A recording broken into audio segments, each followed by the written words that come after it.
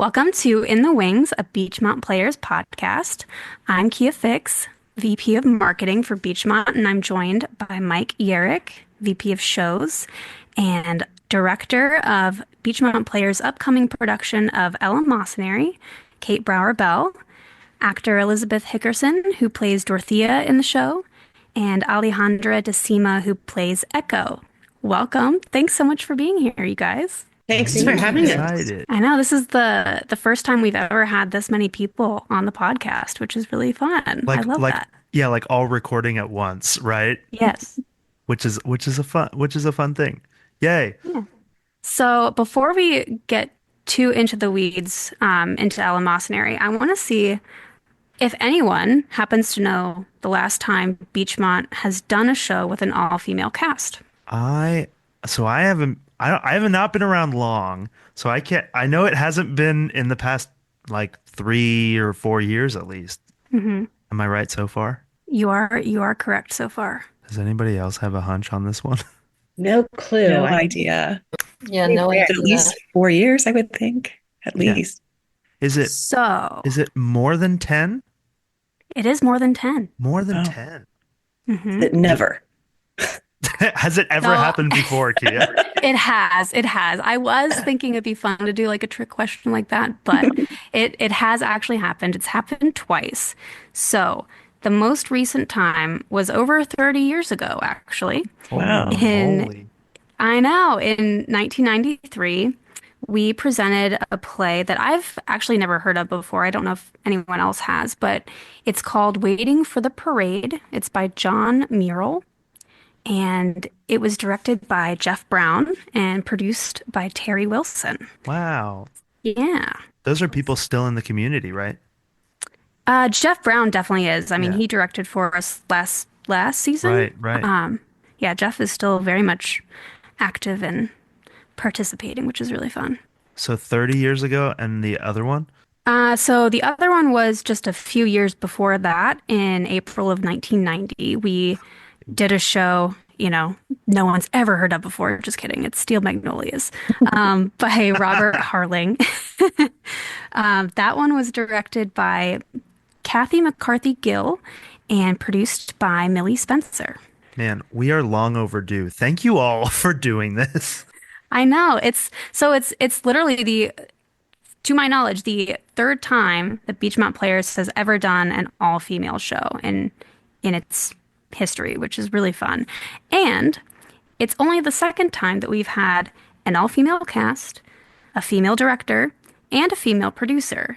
But even more exciting, it's the only time where we've had an all-female cast, an all-female director, producer, and stage manager team, which is amazing.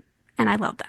Yeah, I'm actually very excited for that as well. And it was intentional that we bring women together to think through and tell this story, which interestingly enough, Lee Blessing is a male playwright. So we have Yeah. had interesting discussions around that perspective versus, our perspectives as women. It's been interesting. Yeah, I love that. I actually want to ask you, Kate, can you just give a little bit of background about Eleemosynary and kind of what was it about this specific show that really inspired you to direct it? Sure, sure. So I have always been a big fan of Lee Blessing. He was a very prolific playwright in the 20th century. Has a very American style, very uniquely rooted in the comedic sensibilities of his time. So a lot of what we would consider dark comedic elements. Whether or not this story is a comedy or a drama is up for interpretation. I mean, it definitely has, the storyline itself is definitely fueled by dramatic relationships, but some of the situations the characters are in are absurd in a very comical way. So I think there will be plenty of laughter but um, also I think we'll find that it's a very deeply moving show that will resonate with men and women alike. Um, Anyone who's ever had a family, I think, will find the show resonates in one way or another. Um, so, as far as what made me want to direct it and what made me want to direct it now at this time, um, so I've been a huge fan of Lee Blessing, as I said, for years, and loved so many of his plays. But my day job, I'm an acting coach. I work primarily with high school students, and the main character of this play is a teenage girl named Echo. And I have long used this play as an educational tool with students because it's a very good character study that a lot of the teenage girls that I teach resonate with and have enjoyed working with. So it's long been on my radar as something that I thought I could connect with, and I could find a cast that could connect with it. Um, I've never seen a live production of Eleemosynary, interestingly enough, but I think that made it even more compelling to me to want to direct because I knew I was coming at it without biases from other productions and just kind of my own thoughts and interpretations of it, and then whatever the cast could bring forward in it. So it's been a very collaborative and really fulfilling experience artistically. I think I think audiences will really enjoy what this cast has put together. I'm like right there with you, Kate, that like pieces that aren't commonly done kind of have more of a pull for me because of that exact thing. You don't have anything to kind of worry about comparing yourself to. It's like, no, I get to just like truly honor the playwright and do tell the story, which I think is exciting. Elizabeth and Alejandra, just random wild question. As actors, is there any bit of stress in that for you? Like, I think a lot of times actors like want to know how it's been done in the past so they can kind of like remold that and work it for themselves. But without a point of reference, like, is that freeing to you? Is that a little bit more intimidating? Thoughts from either of you? Oh, I find it incredibly freeing. I mean, you're not comparing yourself to anyone else. It can be completely, this character is completely who I think it is, who Kate thinks it is, and we're not, nobody in the audience is coming in expecting Meryl Streep, right? They're expecting Yeah. see what you get. And they get me. Congratulations. I don't know, Allie, do you have any thoughts about that? Yeah, I agree. It's, of course, reading it, you have your own, you can picture it in your mind, but there's no actual thing you're seeing. You're not seeing any examples that you're thinking of. So going straight into it and just like fully seeing Kate's vision for it with no other like, real references was really great, honestly. Yeah, and it's really fun too because this is such a good play for character work and character development. I mean, there are no props. There's very, very little setting, staging. It's it's all about the characters and who these women are. So if one of you were to summarize the play without spoilers, of course, what like give us a brief synopsis of what you would say that it's about. Let me take a stab. In this play, we get three generations of one family. The action of the play takes place over decades. It's the 1980s when we meet Echo, who is a teenage girl growing up being raised by her grandmother, Dorothea, who has had a stroke. And in the course of hearing Echo's story, we meet Echo's mother, with whom she's estranged and largely estranged because of the relationship with Dorothea, the grandmother, and with Artie, the mother. And so we learn that Artie has abandoned Echo, left her to be raised by her grandmother, and the action that unfolds after that is related to how this all came to be. Yeah, that feels pretty spoiler free, so I'm still very excited. Yeah, and it sort of sounds like a downer, But I promise you, it is not a downer of a show. There are many humorous moments. It's a story of I think a very relatable story of what today we would call intergenerational trauma and narcissistic abuse. I don't think we had those terms back when the play was written. Sure. We certainly had the phenomena just as we do today. Um, and it's a story of resilience and of self-determination. Echo is a great character. She's a kid who was not dealt the best hand, and she is choosing to make life better for herself and to break cycles that have been kind of inflicted upon her. So it's a really inspirational and often quite funny, poignant story.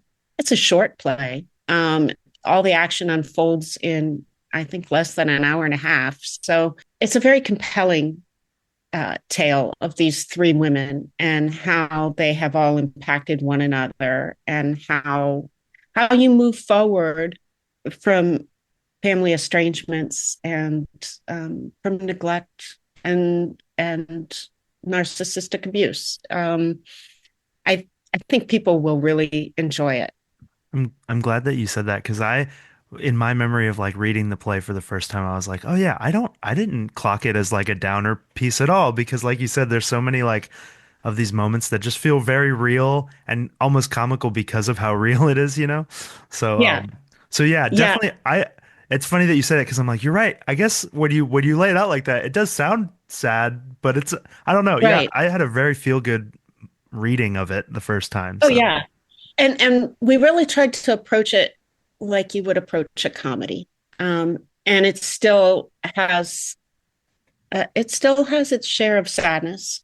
But I think, isn't life like that? It's kind of it's got that kind of perfect mix of tears and also laughter. And I think the end is very uplifting and will challenge viewers to think about their own life experiences and their own families in new and maybe interesting ways. Yeah, I love that. I'm curious, have you had a favorite moment so far as you've been working on this show, Kate? First of all, I had phenomenal turnout at auditions, just many talented actors to choose from. But, you know, casting is like putting together a puzzle and just finding the pieces that fit together. And I felt like these three women were the pieces that fit together for the story that I wanted to tell. Um, and a big part of that was because they all had a similar comedic sensibility about the work itself. And I think it's too easy with a script like this to lean too heavily into what's sad about it. And when we do that, we almost take away from the emotional effect that it can have. I think sometimes, humor is the best vehicle to get us to feel those deeper feelings. And these three women all have that similar sense that, okay, this is actually a funny play, even though the subject matter is pretty heavy. So that's not to say that the entire play is, uproariously laugh out loud. It's uplifting and joyful, even through the sadness. So I think those moments of discovery have been my favorite part. And truly directing a show like this is just a real treat because it's a thoughtful work. There's only one prop that actually is used in the show, which is a pair of wings that my son, who is a scenic design major at SCPA, actually built for us. So I'm excited for those to be seen. But I think the bareness of it allows us just to focus on those relationships and watching these actors build and forge those relationships has been wonderful. It's a small cast. It's it's an intellectual show. So a lot of our rehearsal time has been spent just discussing um, how we view these very complex characters and the relationships that they have. And I think that brings a multi-dimensional performance out that's just truly wonderful. I want to turn the same question over to Elizabeth and then Alejandra. Do you have a favorite moment with either your character or the process so far that you're like very excited for people to see? Yeah, I mean, there's so many wonderful little moments all the way through all the way through the play, and um, I really like the way that Kate was describing all the character work and how we all work together to figure out who we are and how we relate to other people in the cast. But I think if I'm going to pick out something, the one that sticks out to me is the spelling bee scene, which is scene 6. And I really, really like it because it shows both me and Alejandra's character, especially showing both our inner monologue and also what we present to the world, which in this show are very, very different. And I love that dichotomy. I love the audience gets to see that and to hear the way that we are approaching like how we're masking what we really think sometimes. And I think especially for Dorothy, I really like that. Alejandra, spelling bee scene, also your favorite or a different one? I think it might be. I would say this spelling bee scene, it's really what you're kind of working up towards since the beginning. And And she kills it too, by the way. It's thank you. She, she spends so much time spelling. They're spelling throughout the show. And so when we see that moment where she's on stage and you can see everything coming together, I think, and it's amazing also how we get to see both Dorothea and Artie's experiences as well. So just coming from me, it's so fun having all these spelling words, but also knowing that there's so much going on that I can't see. And it's all working together as one, and just being like a part in that is really great. This would probably, since we're talking about spelling bee, this might be a good chance for one of us to define the word eleemosynary for those listening that don't know what that word means. Anybody got a definition off the top of their head? That's Allie. Yes. So it means charitable, the giving of alms. And what really is great is you can see all three of the characters kind of portray this eleemosynary side of themselves. No matter how they've done it, they're all trying to help the others. Echo shows a lot of forgiveness, and she tries to be charitable to her mom and her grandma, no matter what she does. And I think she keeps like the idea of being eleemosynary with her. And it's not the first thing you would think of when describing something as eleemosynary, but the way she portrays it and really like embodies this adjective it's just great. Yes. Yeah. Elizabeth, I'm curious. So I read the show last year as well, and Dorothea, she's the character, right? Yes.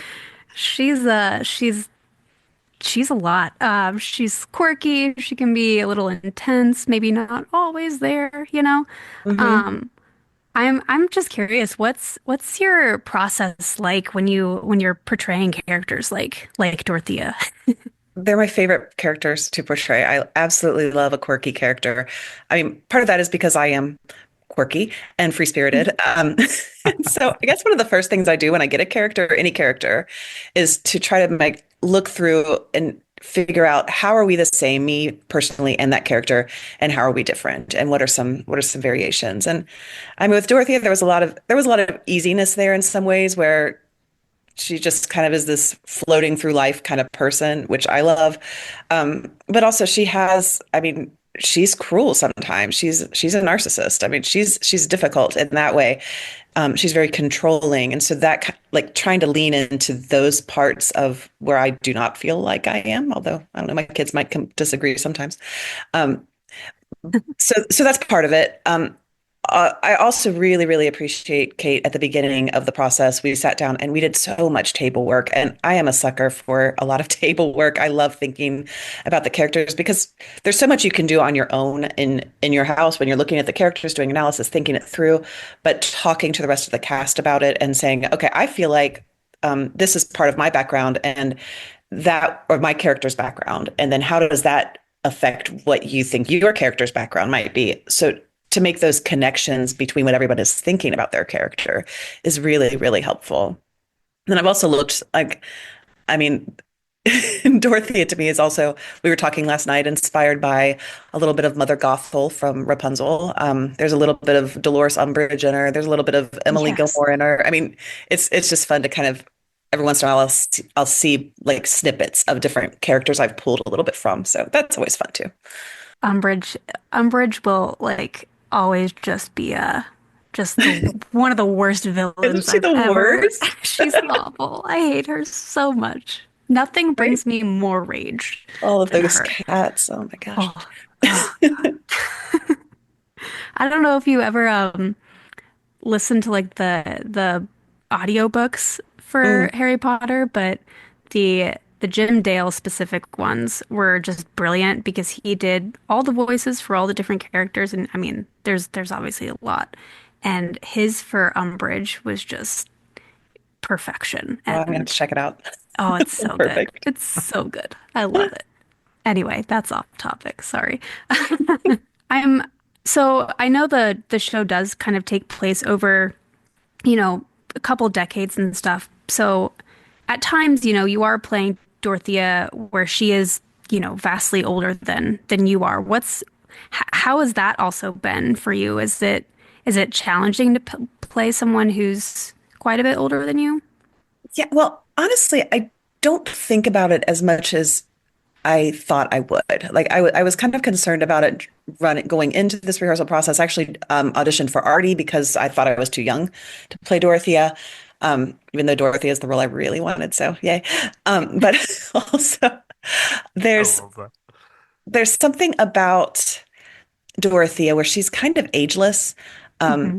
she doesn't really follow society norms. So she's not going to be acting like an old woman when she's older, except for maybe the way she walks or the just things that have to be done. But she doesn't act like a grandmother, um, and as far as I can tell. And really most of the play, I mean, she's when we first see her, she's producing a film with 15-year-old Artie, so she's in her 40s, I think, which is me. Um, and then she gets maybe 10 years older through most of the play. It's really most of the time where you see her very active. She's more middle-aged. So that makes it a little bit easier. I guess. Hmm. I don't know. Yeah, and interestingly, and I kind of wrestled with this too. The playwright specifies that he wants, other than Echo, who is supposed to be cast as a teenager, um, both Artie and Dorothea are cast younger than their characters are when we meet them, significantly. And I questioned that for a while, but the playwright specifies it, and I really kind of landed on, first of all, Echo is what we would today call a parentified kid. She gets put in the role of parenting, certainly her mother and also her grandmother. And I think that having younger actresses also helps communicate the sense that maybe they haven't matured as much as they might have in different life circumstances. So it's interesting. This play isn't hyper realistic. It is symbolic. It shifts through time periods and different situations. It shifts to back and forth to different viewpoints.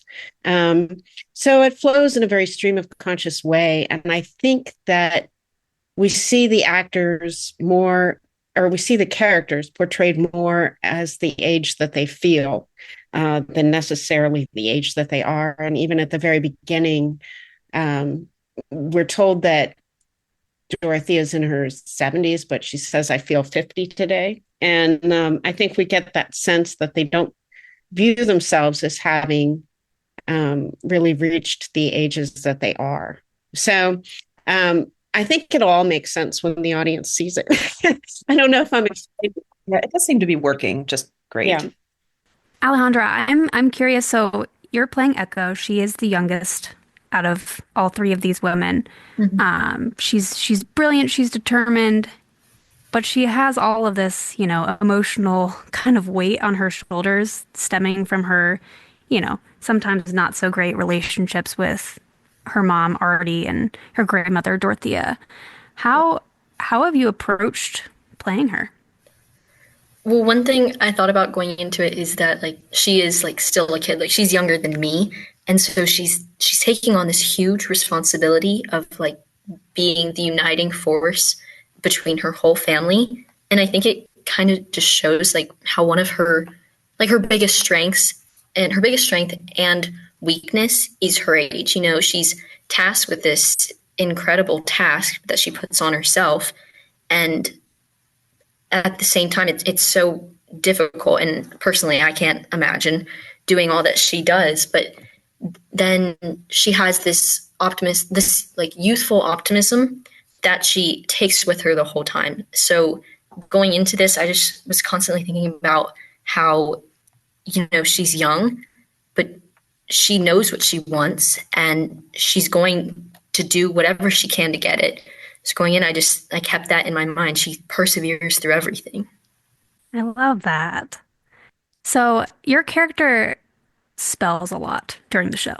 Have Yes, a you lot. a So lot? funny. Um, have you ever been in a spelling bee before? I have. We tried for, I think it's about 4 years you get to try within your school. And then on the last year I could do it, I think I got second place at my school spelling bee. Oh, And dang. yeah, I know I was so close. And and that was really it for me. But I still love to spell. When I was younger, I would like spell words with my mom in the kitchen just to show her that I could. And Yeah. so it was kind of cool to see that in the show as well. I was like, wow, I can really picture this. Um, Elizabeth or Kate, have you guys been in a spelling bee? Now this is a question for everybody now. I actually had kind of have a funny story about middle school when I was in a spelling bee. I had a best friend, and we knew we were going to be the best spellers because it was a very small school and we'd done the practice ones, and we were going to be the ones. And so we decided to punk the school and to like if one of us spelled a word wrong, then the other one would spell a word wrong, so the spelling would just go on interminably. Oh my And God. so we did that for a while, and then I spelled a word wrong, and then no, yes, she spelled a word wrong. So then I purposely spelled the next word wrong. And then she says it was an accident that she spelled the next word right. So she got to go on to the, to the regionals. I was so mad. Oh man, that's Isn't that the awful. stupidest story? Like, who does this? And they've been enemies ever since. Just kidding. Yeah, we were still good friends for a long time, but I'm still not convinced that she accidentally spelled it right. Like, okay. Yeah, I'm not sure about that. I think I know. you. Uh-huh. So I could have been there. I could have made it. I would have been the big time. Kate, what about you?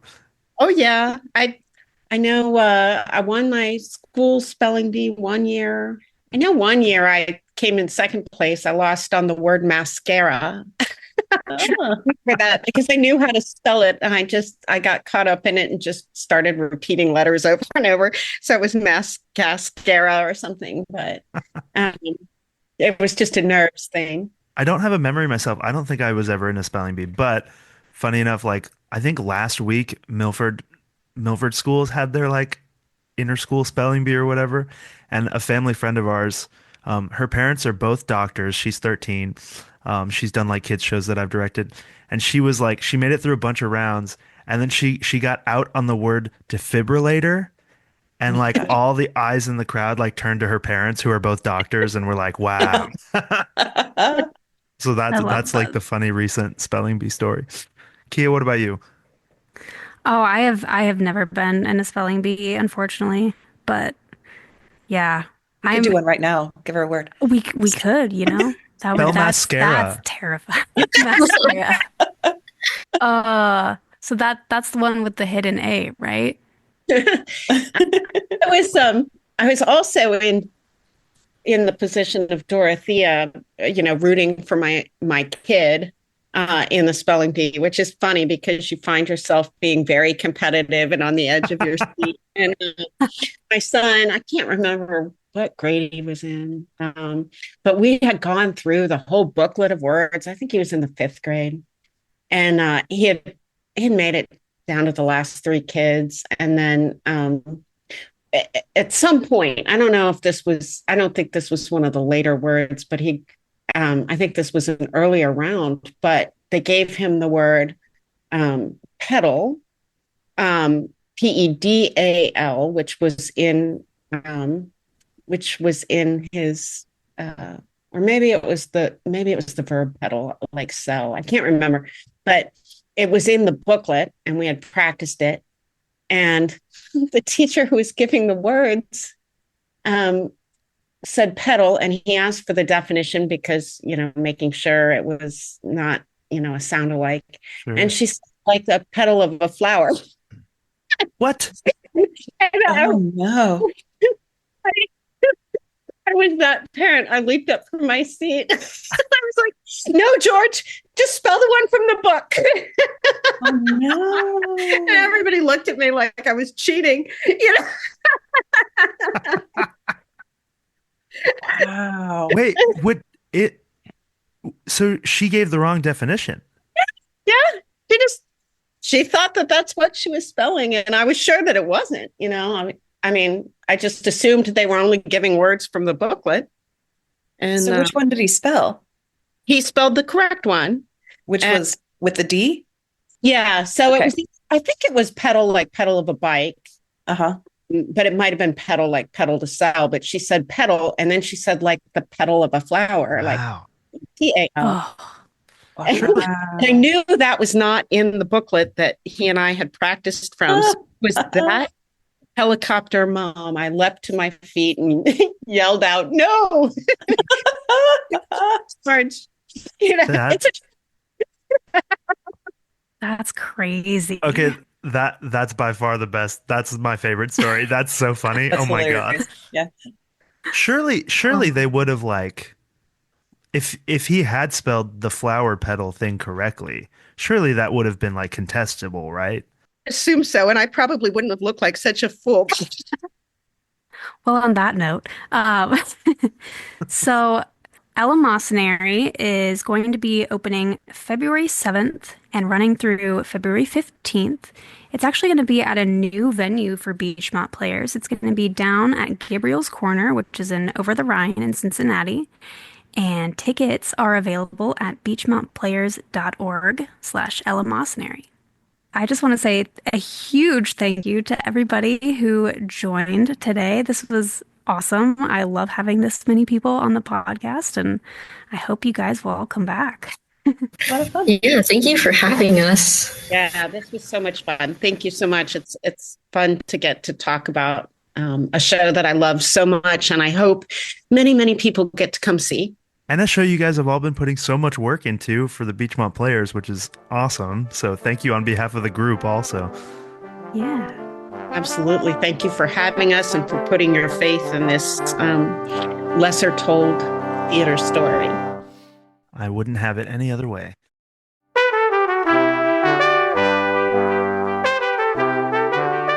This has been another episode of In the Wings, a podcast production telling you about all things Beechmont Players. If you'd like to get involved with us or see what else we've got going on, please don't hesitate to reach out. You can do so via our website, beechmontplayers.org. Link in the description. Until next time.